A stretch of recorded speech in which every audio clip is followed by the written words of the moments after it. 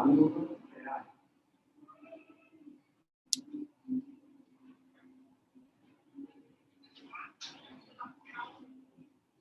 Coffee Beans. I'm here at Stock. There's decoration and furniture all around. There's a coffee place right here. And I'm doing live with Vivs in a second. Viviana Braga. She is my cousin. No, she isn't, but she's got my surname. I'm Gustavo Braga, so I'm just waiting for her to join us.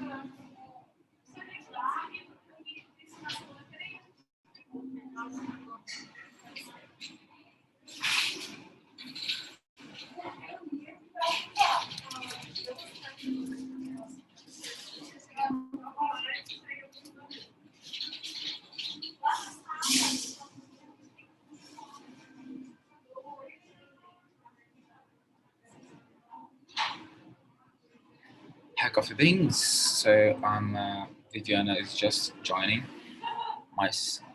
me on Zoom here. We're going live on YouTube as well. Here at Talk Stock. Nice. And so we won't be here on Instagram, okay? I'm just here to let you know that we are on YouTube.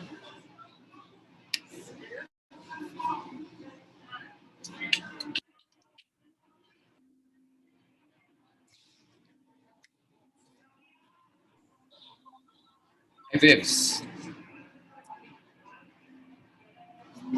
Hi, can you hear me? Hi. Can you hear me fine?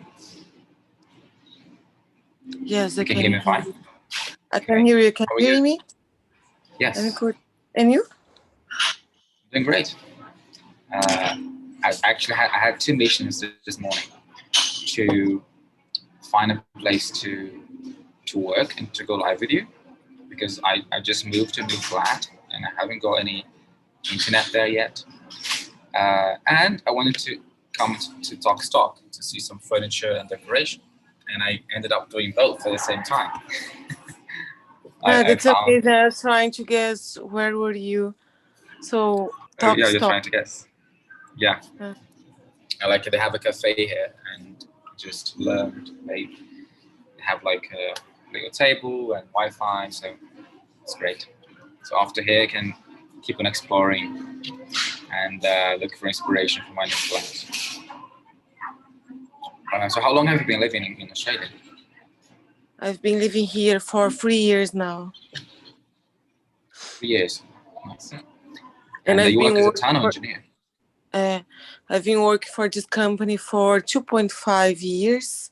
So actually, I've just completed 3 years on last 4th.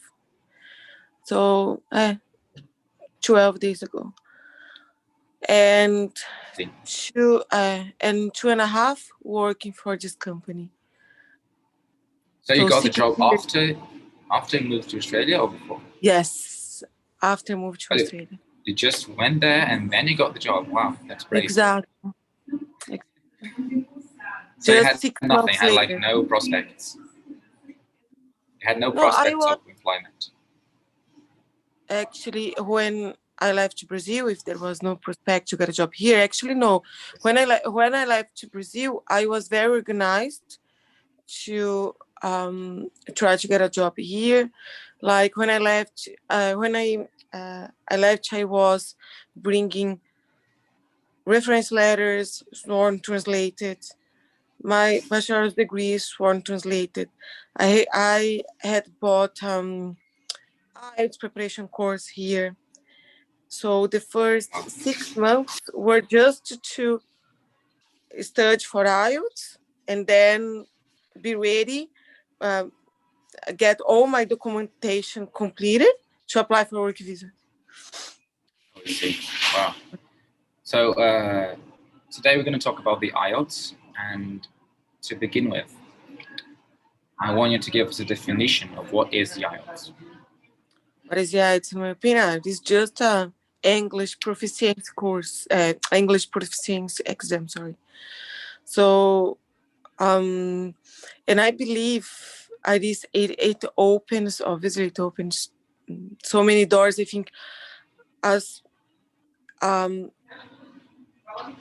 how can I say, as highest is the visa you are planning to go on, as highest is the score you have to achieve. So in my opinion, it is just an English proficiency exam, but it opens.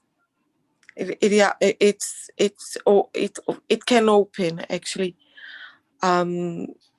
really huge doors for you if you are planning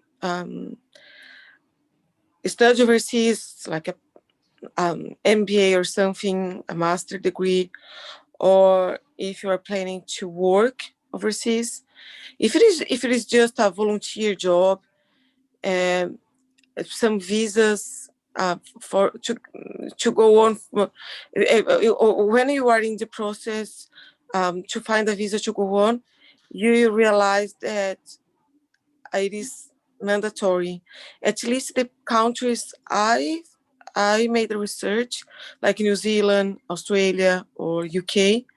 So it is there is no way to get a visa without a good result in an English proficiency exam. I see.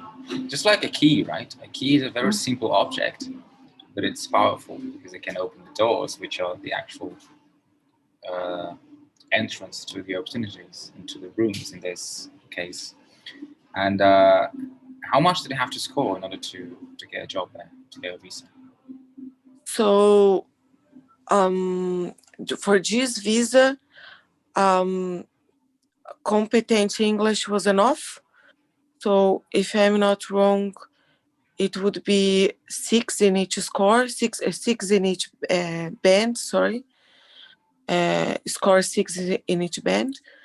But I will have to study again and achieve a higher score. Probably I will have to achieve 7, which is proficient English and not just a competent English, to apply for a permanent resident. So I have to take it again. I have to take it again. And depends Now, of you need to get a 7 on each of them, or as an average?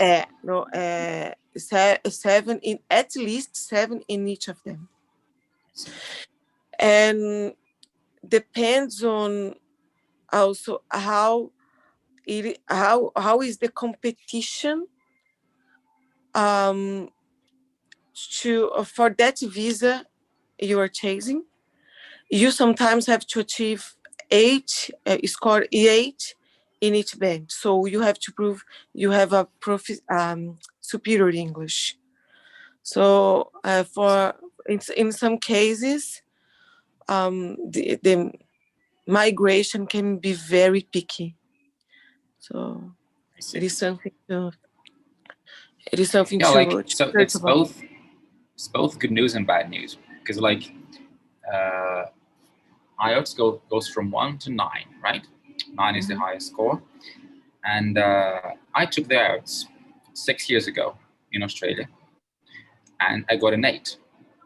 So it's not even like necessary to have the high of a score. You can have a 6 in order to start, and then as you progress, you need to show that your English is advancing, kind of, right? To get a 7, then an 8. So let me just recap. You said that to apply to a residency, you need to get a 7. But why do you have to get an 8? Because during the migration process, when you are applying for a visa, here in Australia, they have a system points. So they give points for your age when you are in the process of migrating to Australia. So they give you points, depends, more or less, depends of your age. Also depends of how many years experience do you have. Your bachelor's degree certificate, it is the same for everybody, every single age and every single occupation. And your depends on your the score you have achieved in any of your English proficiency exam you have chosen to take.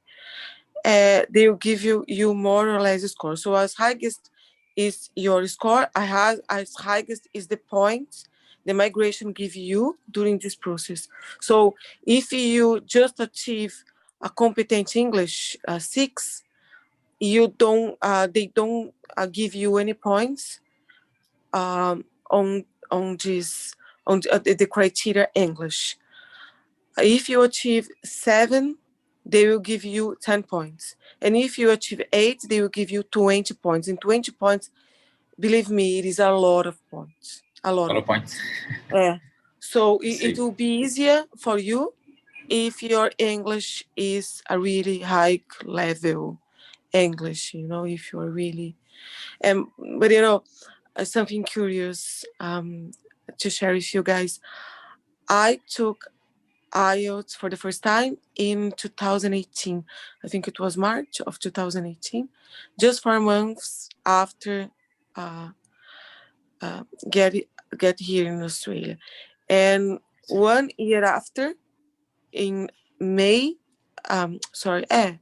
March or May 2019, I don't really remember, but pretty much 1 month later, 1 year later, I took IELTS again, and my score was exactly the same. Oh. Exactly the same. So I was expecting to achieve 7, and but this time you didn't actually study for the test. No, I studied during 1 month. You So studied. what I would say is, you have to practice a lot, and also really take some mocks as they were the mock tests, right? Mock test as they were the test itself. So as more you practice, and as you were there during 4 hours, taking one after the other, I think as your chances will be higher. It is not just study for IELTS, but really stimulate the situation when you are taking the test. Yeah, and also understanding the structure of the test, right? Like being comfortable with it, like how long each section takes, and like how much time you have to transfer your answers to the answer sheet, and and practice over and over again. This is basically what I did. I just printed a series of tests, and I downloaded all of the audio files to my phone. It was not the best scenario because you're not supposed to have your phone on you, but I could control myself and not use it for something else. So I just played the files, and I simulated that experience like 3-4 hours. That's quite interesting. Here in Melbourne, the most I think the model of the test is the computer test. It has been it is becoming each time more popular, and actually this situation where when you were taking the test, the paper test is becoming more and more old-fashioned. So more people are looking at taking the test on the computer rather than using paper. So just take yours, like and yours you was the save time. computer-based IELTS. The both times I took the test, they both were on the computer, and I think it saves a lot of time because you don't have to transfer your answers.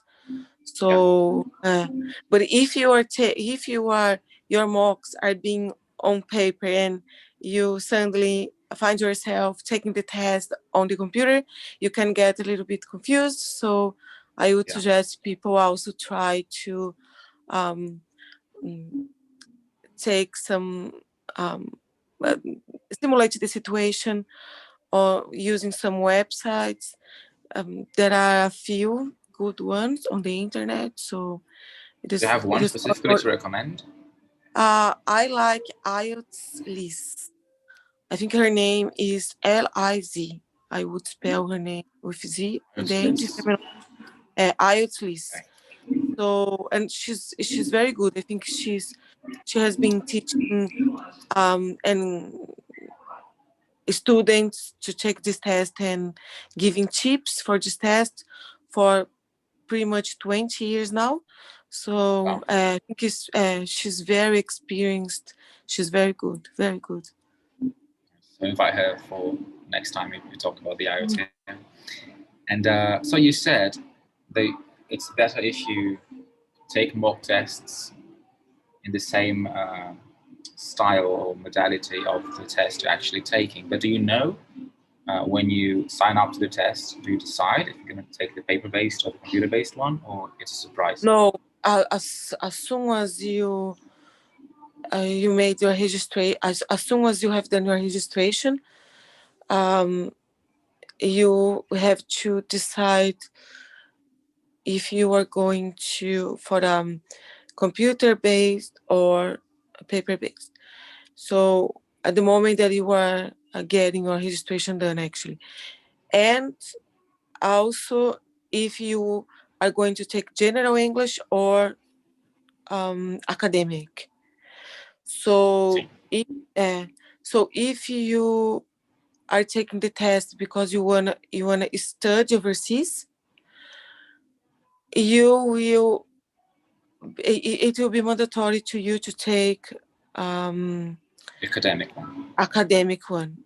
And if it is just a work visa, you can take the general English one. But the general English one, it depends of the visa, the work visa you are trying.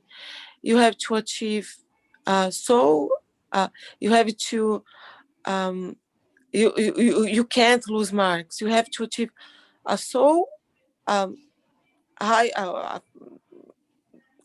a really high score that sometimes it is because people usually to think as the academic one being the more difficult one, but general English you have to lose less marks to achieve the same score. So I think it is tricky, not necessarily the academic one will be more difficult. And the academic one, this test is accepted in both cases. If you want to study overseas or work overseas. So it is compliant with both cases. And whilst the general English, it is just accepted for work visas or working holiday visas, and not at the university they just accept the academic IELTS.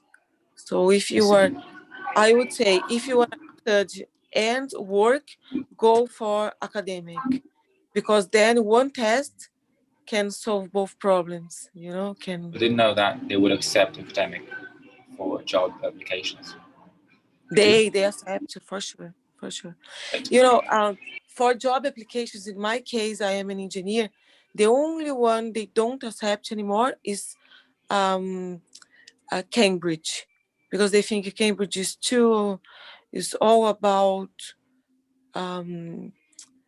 grammatical rules, and it is too old school, and it doesn't reflect what they are aiming to evaluate in a person. So to see if this person is ready to work in a 100% English environment speaker. So it is the only one they are not accepting anymore. It is Cambridge, and the most accepted, the English proficiency exam, the most accepted one outside of United States, in any other country where the first language is English, except for United States, is IELTS. So I would say, if you are taking IELTS, you have more chances because you can go to South Africa, UK, New Zealand, Australia, and the list goes on. And if you take IELTS, your only possibility, in my opinion, if you take a TOEFL, it would be just United States. So here they accept TOEFL too, but they prefer IELTS. At the university or the migration, see with better eye. And even Engineers Australia, here they see with better eyes. The most accepted one is IELTS. So they see IELTS with better eyes. And Jonathan has a question here, Jonathan Bruno. Any tips about how to be creative during the speaking test? Sometimes I struggle with ideas depending on the topic. And he also said, I'm aiming for band 8+. Jesus Christ. This is hard. 8+. Focus on the question, like how to be creative during the speaking test. I think it was the way I felt the exam. During the speaking test, I think they are more worried about your pronunciation, because the accent, it is not an issue. The issue is when your accent prevents other people to from understand what you are saying. And so your pronunciation, they give more value to your pronunciation and how is your fluency, and rather than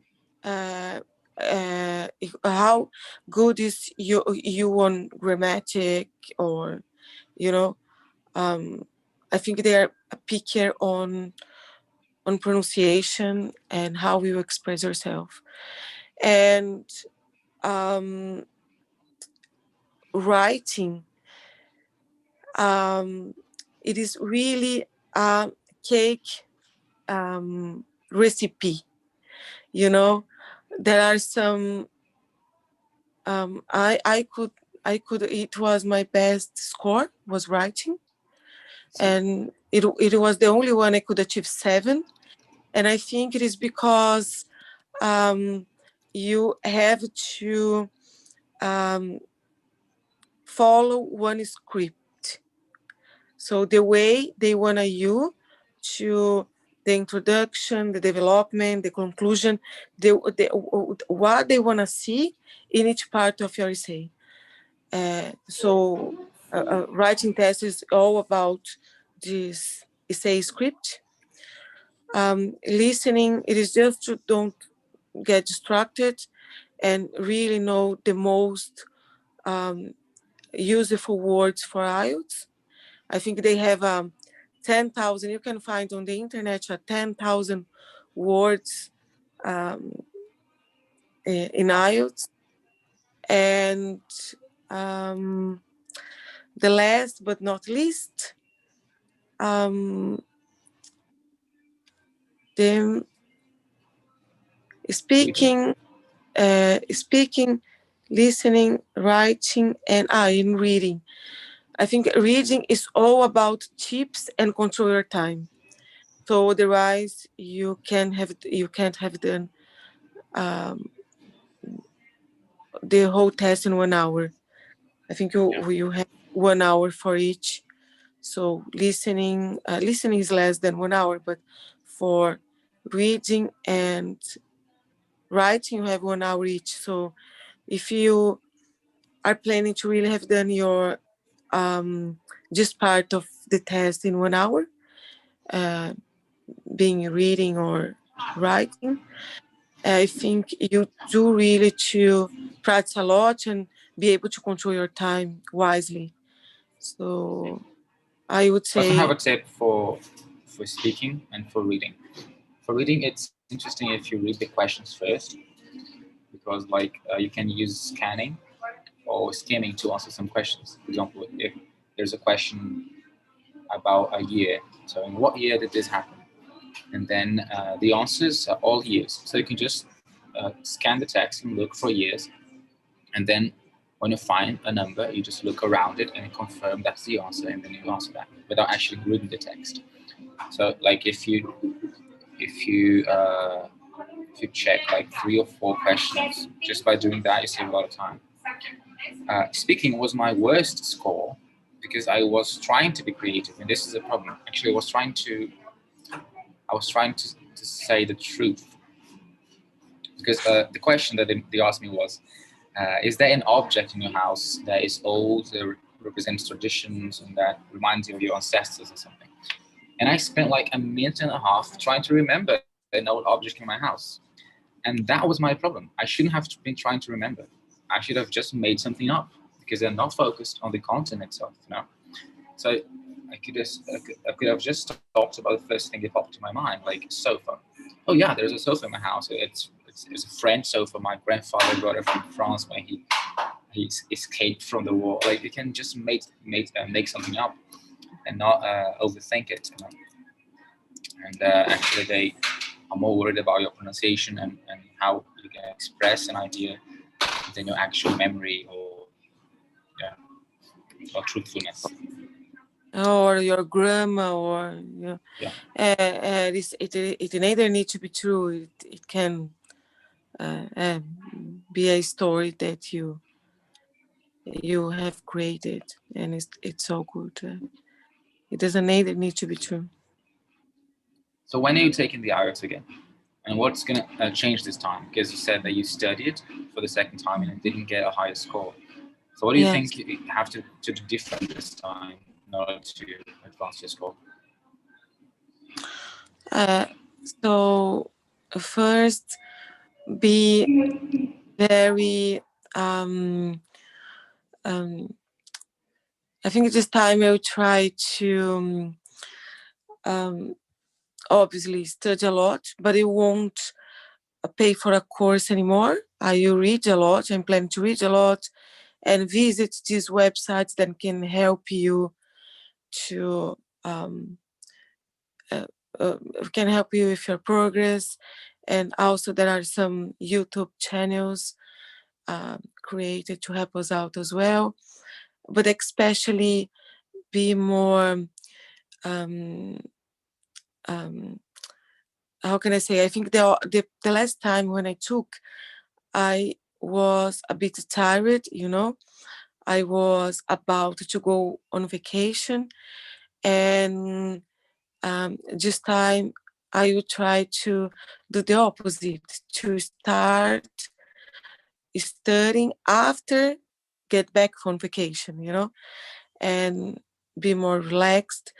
And I think this time will be much easier for me, because the score I have to achieve is just a bit higher than I have achieved before. And why I'm taking the IELTS again? Because in the middle of the year, in the middle of 2000, in the middle of the next year, 2021, I will complete 3 years working for this company in a sponsorship visa. And I can, because a local experience gives you points in this migration process.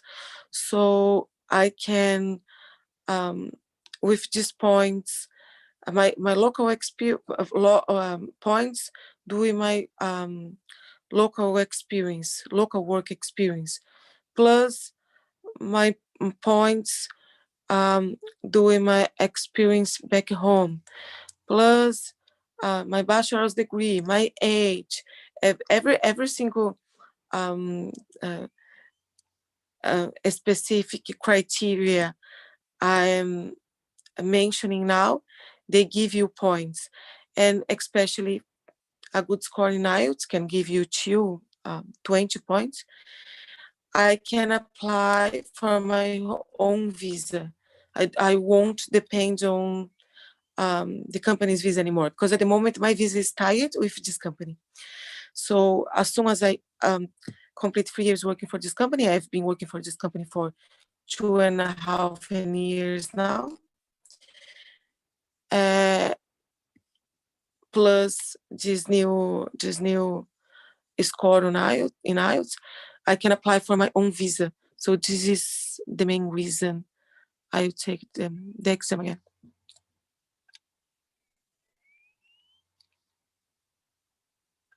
Jesus, I can't hear you.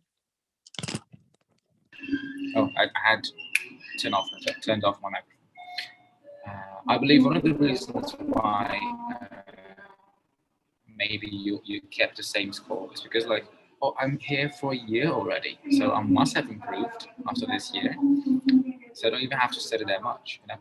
Like, I took the first IELTS 6 years ago. I'm not sure that today I would have a higher score than that, you know, because I was a beginner. I was like nervous. I wanted to take a higher score, and I was studying a lot.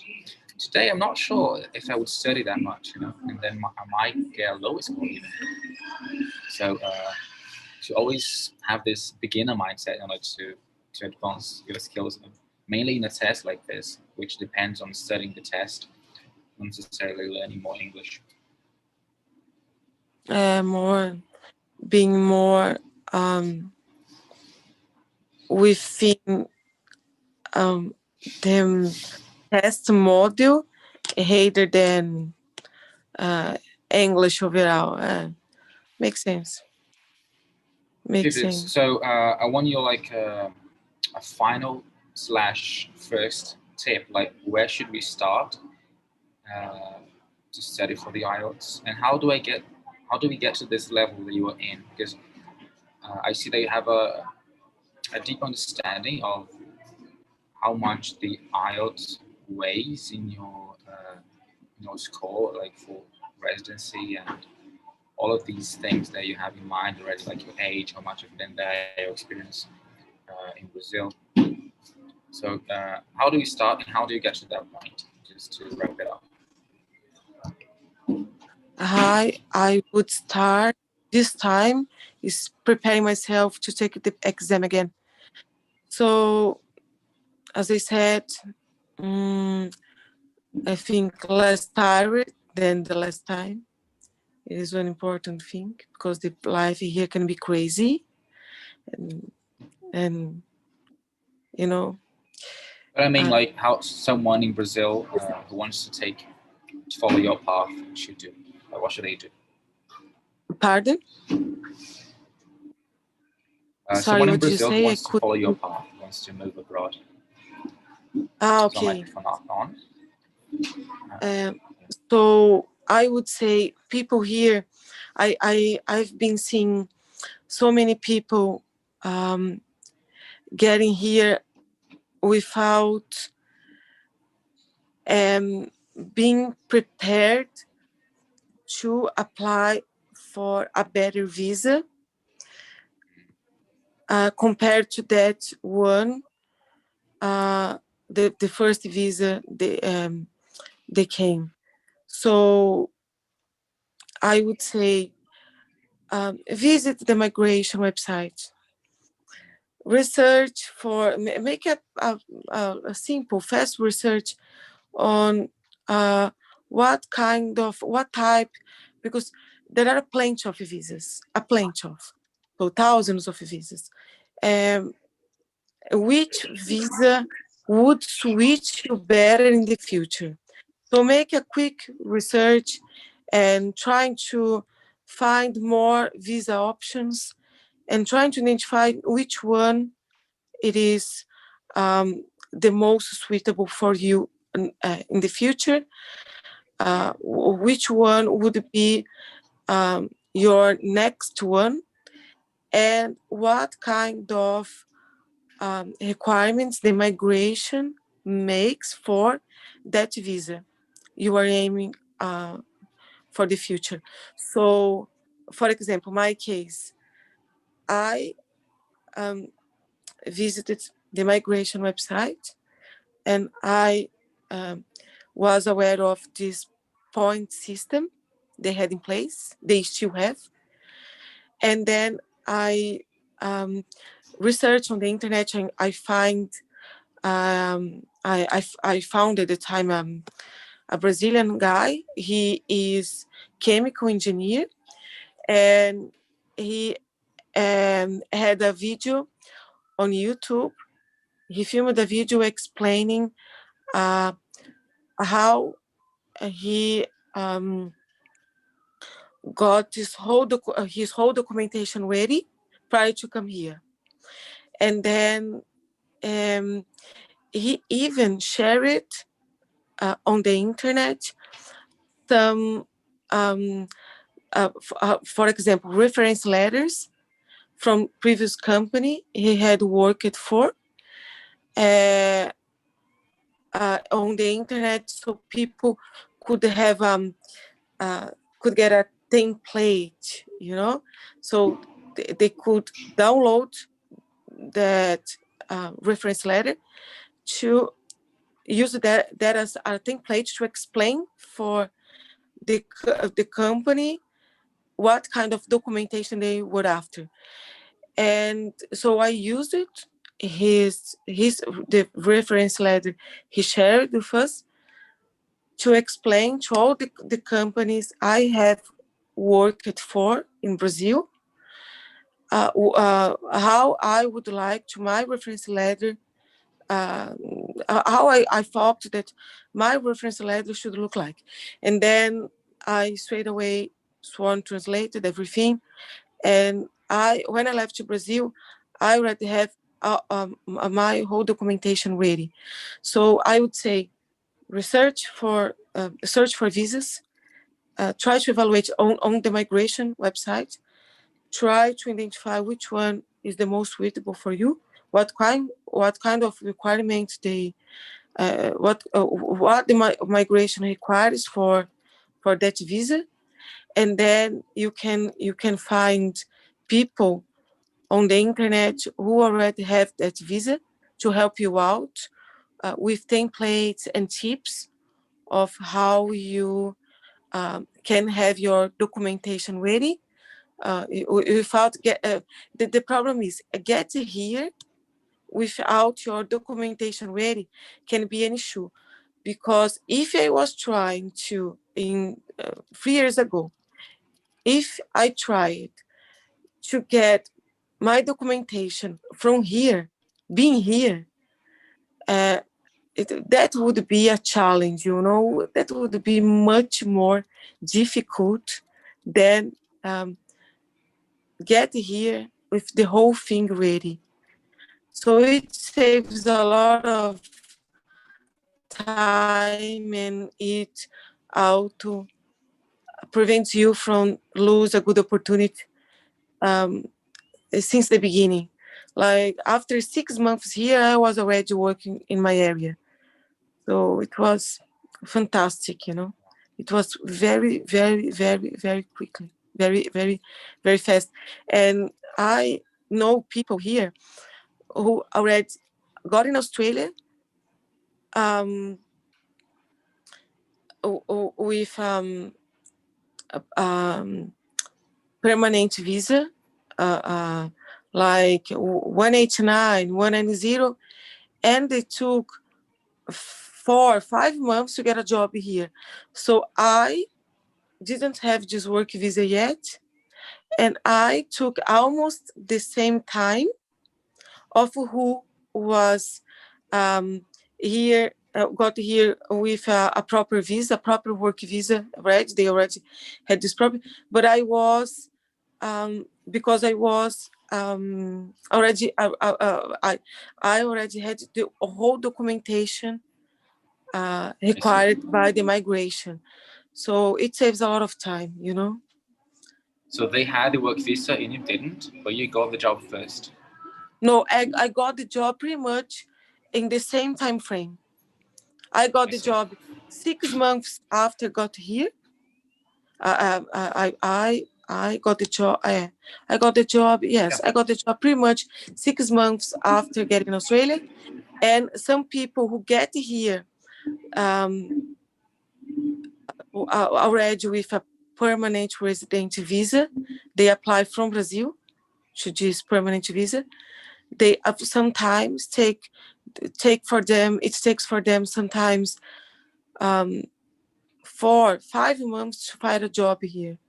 So yes, because I was with my documentation ready, and I was obviously trying to find a job and looking for a job. I took pretty much the same time to get a job here. So yes, it helps a lot. Helps a lot. So it's like a career, right? It's like a visa career. So you shouldn't only envision or plan for the first visa, which is you always have the next one in mind, right? If you So want to you got a stay, temporary one. if you want to stay, because it depends of uh, what is your target, what is what you were expecting from what you are expecting for this international experience.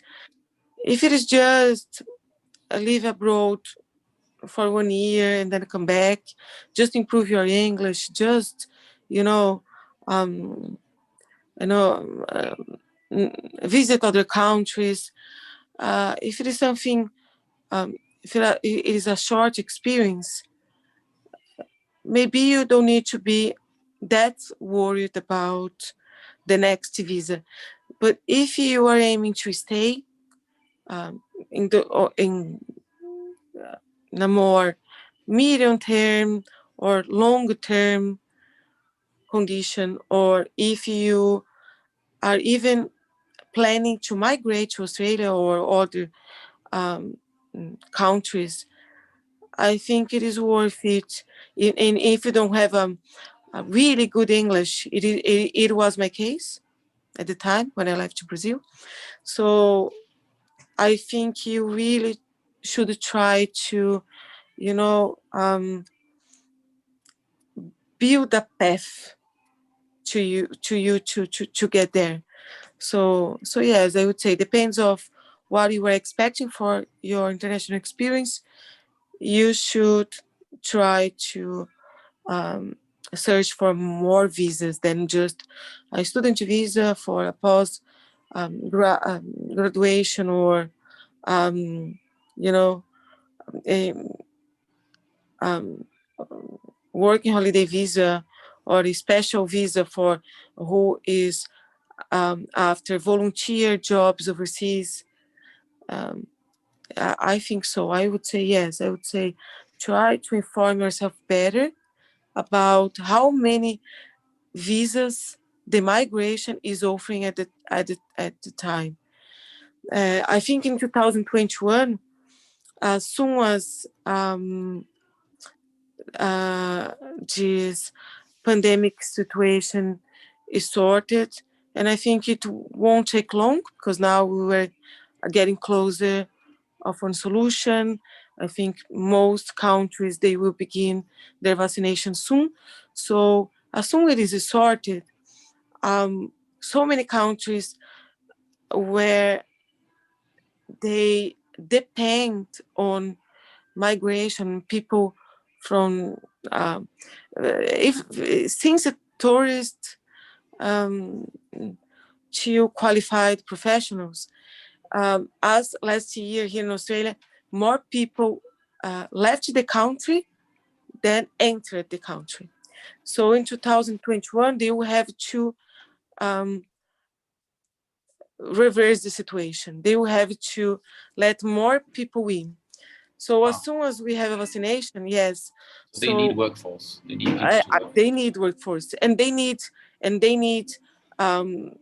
students. They need tourists. They need everything. So I think as soon as we have this vaccination process done, I think they will have a plenty of visas to offer to so many different, purposes, lifestyles, ages, backgrounds. So I think 2021 it is a good year to for who is planning live abroad. I think 2021 will be from the middle of 2021 onwards. I think will be a really good year to start planning your overseas experience. So yeah, it will be the opposite of 2020, I believe. Annie is leaving a comment here. She's saying she is preparing herself for the IELTS next year. And she's a chemical engineer. She wants to move to Canada to take a doctor's degree. So do you think all of the countries are going through that process of re-acceptance of people, or that's exclusive in Australia? I think so. I think Canada, I made a quick research about a little bit more than 3 years ago. Um, when they are importing engineers from overseas, they have a system where you have to be mentored or supervised by one local engineer during a predetermined period of time before you become an independent engineer. The system is a bit different than in Australia. In Australia, you just need to write down some careers episodes, and then along with your English proficiency exam, and validate your expertise in Engineers Australia, and that's it. Where it is a bit different. And for who is planning a study their postgraduate degree, it is much easier because it makes this process of become a recognized engineer in Canada less painful. So because they will understand that as soon as you are studying one course in Canada, you are becoming familiar with their standards, their laws, and their way to work, and how they organize themselves, and etc. So, and Canada actually at the moment has its doors more open than Australia. So yes, I believe Canada won't be a challenge as well. We will receive well people from different backgrounds with different plans. I think 2021 they will be open for that too. Jonathan has another question here. Let me copy it for you on the chat. So he's saying, do you need a job offer from an Australian employer beforehand in order to apply for a work visa there? No. We are targeting the Canadian immigration program, express entry, but I'm interested to know. So you don't need one? No. No. So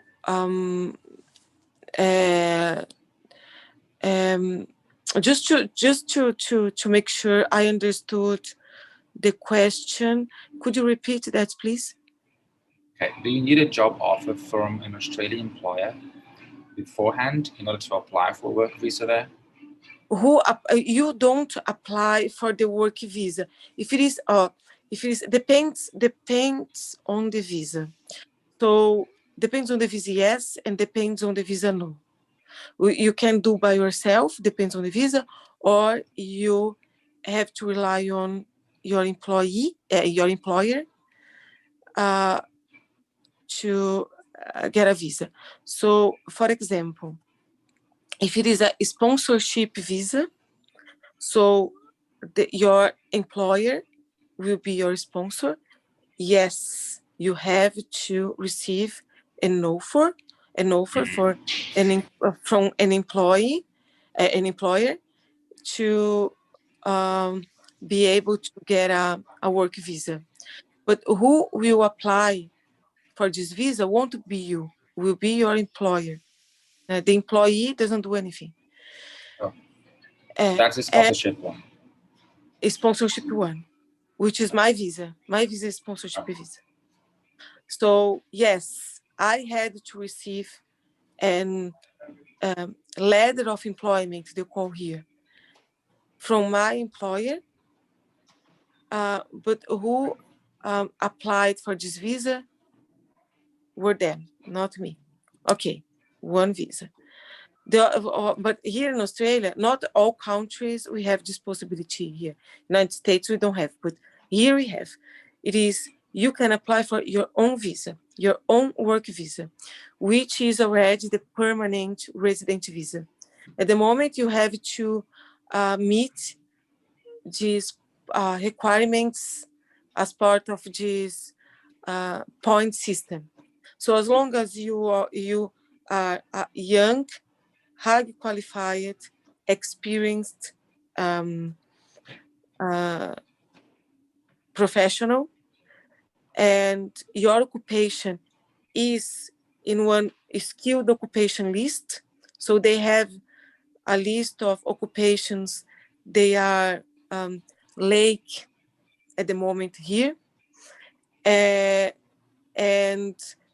you can apply for the visa yourself, and obviously with a high score in an English proficiency exam, you can apply for one visa yourself without without being dependent on an employer. So you can do that for this visa. 189, some examples. 190 are some examples of this independent visa, skilled independent visa. So what's that called? Is that the number of the visa? 189 and 190. So these are like the identification numbers of the kind of visa. Exactly. And they are called also skilled occupation visas. So skilled visas. And you can apply for these visas being overseas. You don't need to be here. You can be in your home country, and but it takes a long time to the immigration to process your visa at the moment.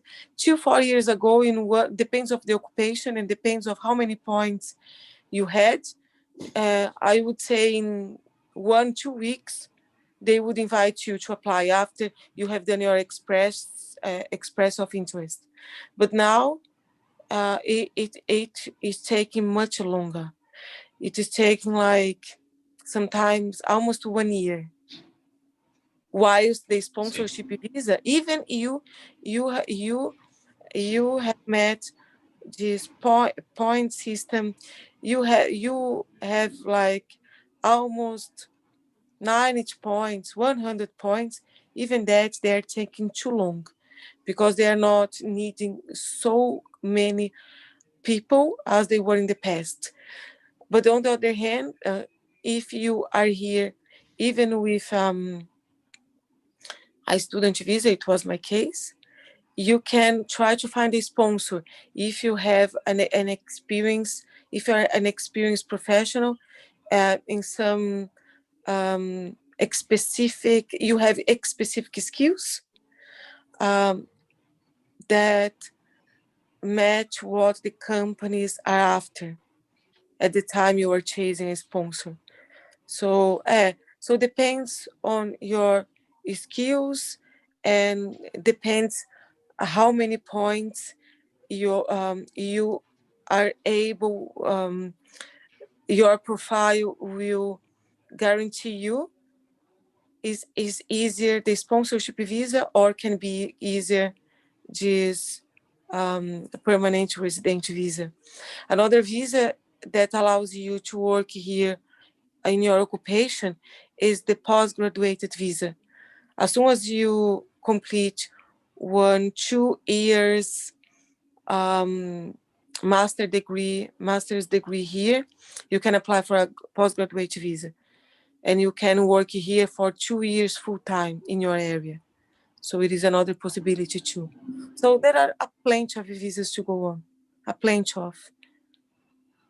I see. Just have to be acquainted with them, right? So really studying the migration website and understanding all of the kinds of visas and designing your path and your career Exactly. in that field, right?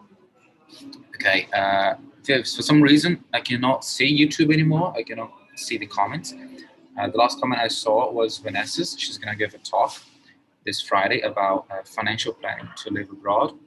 She also lived in Australia. Like she came back, I believe, last year or this year, and she's collecting some questions. So she's just asking the other people who are watching to send her questions so she can address these issues too, like recommending websites to learn more about visas and everything. Do you know the name of that guy that you mentioned, who is, I believe, a chemical engineer, and you got the recommendation letter from? What is his name? Tiago Beirão. I have his name here. If I'm not wrong, it's Tiago Beirão. There is one more surname that I can't remember right now, but I can in the future. I can send through the migration website. So the specific web page where you can find more explanations around visas. Also share a template for these letters, and also some other useful informations for who is after or looking for working visas. So I think we can finish for now. And guys, if you have any questions, you can call Vivs on her Instagram, Viviana Benavides, and ask your questions there. Okay. Okay. So thanks a lot for coming, Vivs. I see you're very knowledgeable in the topic. You know way more than I expected you to know. And whenever I have a question about it, I'll ask you too. So thanks a lot. And you came here like it's 2:30 for you, right, a.m. So thanks a lot for that. What a dedication to spreading information. Thanks a lot for that. So see you around and enjoy the rest of your day. You are welcome, guys, and thank you too for this opportunity to share a little bit about my experience. You should start a YouTube channel and make some videos about that. You know a lot. Okay, I will try. I promise. Yeah.